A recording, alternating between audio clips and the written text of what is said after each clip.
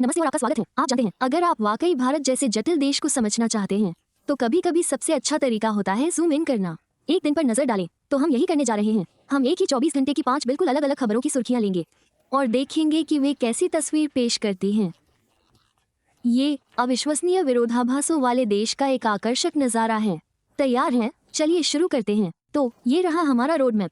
हम शुरुआत करेंगे आस्था और उत्सव से, कुछ प्राचीन बातों से, फिर अचानक पूरी तरह से 180 डिग्री घूमकर प्राकृतिक आपदा की कठोर वास्तविकता। उसके बाद हम इस अद्भुत भविष्योन्मुखी परियोजना पर आगे बढ़ेंगे। एक बहुत ही महत्वपूर्ण अदालती फैसले पर गौर करेंगे और कुछ पेचीदा सीमा राजनीति पर नजर डालकर बातों को समाप्त करेंगे। हर एक पहेली का बिल्कुल अलग हिस्सा है ना? लेकिन साथ में ये हमें एक बड़ी तस्वीर दिखाते हैं। ठीक है, सबसे पहले आइए भारत के आध्यात्मिक जीवन के केंद्र में गोता लगाते हैं। हम सदियों पुरानी एक परंपरा की बात कर रहे हैं जिसमें लाखों लोग इस समय हिस्सा ले रहे हैं। तो सांस्कृतिक मोर्चे पर सबसे बड़ी खबर है नवरात्र की शुरुआत। यह 9 रातों का एक विशाल उत्सव है और ये दिव्य स्त्रीत्व का उत्सव है। पहला दिन जो आज है देवी महासाई को समर्पित है। उन्हें हिमालय की पुत्री, प्रकृति और पवित्रता की प्रतीक माना जाता है और लाखों लोगों के लिए ये सिर्फ एक छुट्टी से कहीं बढ़कर है। यह उपवास, प्रार्थना और नृत्य और भक्ति के लिए भी एक अविश्वसनीय रूप से गहरा व्यक्तिगत समय है। और सबसे दिलचस्प बात यह है कि यह सब कितना संरचित है।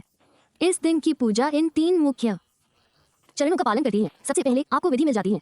ये विशिष्ट अनुष्ठान है जो आप करते हैं, फिर मंत्र आता है जो आपके मन को केंद्रित करने का पवित्र अवसर है और अंत में आपको अर्पण मिलता है, आमतौर पर एक विशेष प्रकार का भोजन।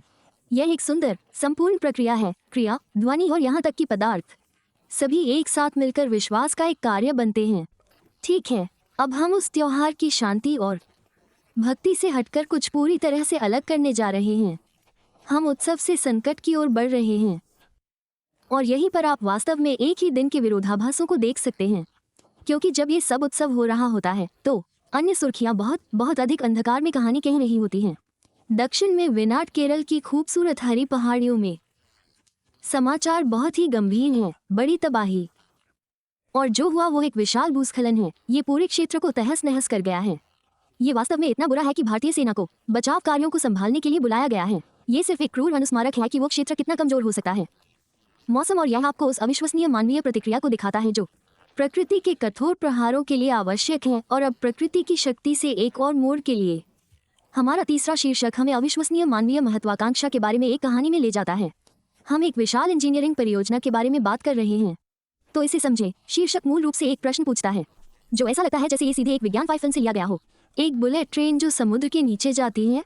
सच में ये बिल्कुल अजीब लगता है, लेकिन ये सिर्फ एक विचार नहीं है। भारत में इसे साकार करने का काम अभी शुरू हो रहा है।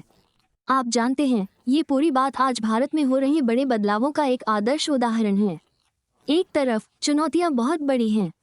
जरा सोचिए, इंजीनियरों को पानी के अत्यधिक दबाव और जटिल भूविज्ञान से निपटना पड़ता है। यह एक बहुत बड़ा काम है, लेकिन दूसरी तरफ लक्ष्य बिल्कुल स्पष्ट है, भारत की पहली अंडरवाटर बुलेट ट्रेन बनाना। और आपको देखना होगा कि यह सिर्फ एक बिंदु से दूसरे बिंदु तक पहुंचने से कहीं ज्यादा है। यह एक बहुत बड़ा बयान है। ठीक है, तो हम एक विशाल राष्ट्र निर्माण परियोजना से आगे बढ़कर एक ऐसी चीज पर आ गए हैं जो कहीं ज्यादा निजी है।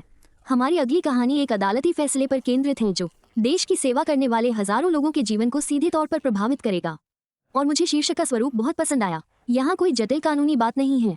यह अर्धसैनिक बलों के लिए एक अच्छी खबर है। ये लोगों पर सकारात्मक प्रभाव के बारे में है। तो अच्छी खबर क्या है? खैर, दिल्ली उच्च न्यायालय ने एक बड़ा फैसला सुनाया है। उसने अर्धसैनिक बलों के जवानों को बेहतर आवास भत्ते देने का फैसला सुनाया है, जिससे वे सशस्त्र बलों के बराबर हो जाएंगे। और यह वाकई एक बड़ी बात है। ये दिखाता है कि अदालतें सिर्फ पुराने कानूनों की व्याख्या नहीं करती, बल्कि वे लाखों लोगों के जीवन और अधिकारों को सक्रिय रूप से बेहतर बना सकती हैं। खैर, आज की हमारी आखिरी कहानी के लिए हम पीछे हट रहे हैं।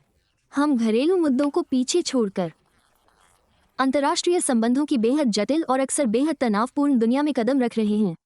और यह एक अनोखा विरोधाभास है। ये दिलचस्प है। एक तरफ चीन के साथ सीमा पर चल रहे तनाव की खबरें हैं और यह वाकई एक गंभीर मुद्दा है, संघर्ष का एक बड़ा मुद्दा है। लेकिन फिर उसी दिन दूसरी सुर्खी क्या है? चीन आधिकारिक तौर पर भारतीय छात्रों से वापस आने और अपनी पढ़ाई जारी रखने के लिए कह रहा है। यह इस बेहद जटिल रिश्ते की एक बेहतरीन झलक है जो एक ही समय में हो रहे तनाव और सहयोग से परिभाषित होता है। तो आइए एक कदम पीछे हटकर देखें कि हमने सिर्फ एक दिन में क्या क्या देखा है। हाँ, हमने देखा है एक विनाशकारी प्राकृतिक आपदा, भविष्य की ओर एक अविश्वसनीय छलांग, जीवन बदल देने वाला अदालती फैसला और कूटनीति का एक जटिल दौर। इन सब का क्या मतलब है? ये हमें दिखाता है कि भारत सिर्फ एक कहानी नहीं है, ये परंपरा और भविष्य का अविश्वसनीय चुनौतियों और उससे भी ज्यादा अविश्वसनीय महत्वाकांक्षाओं का एक निरंतर, अव्यवस्थित, सुंदर मिश्रण है। यह एक ऐसे देश की तरह है जो एक ही समय में कई अलग अलग सदियों में जी रहा है। तो मैं आपके सामने ये सवाल छोड़ता हूँ, ये दैनिक स्नैपशॉट आपको आज के भारत के बारे में क्या बताता है?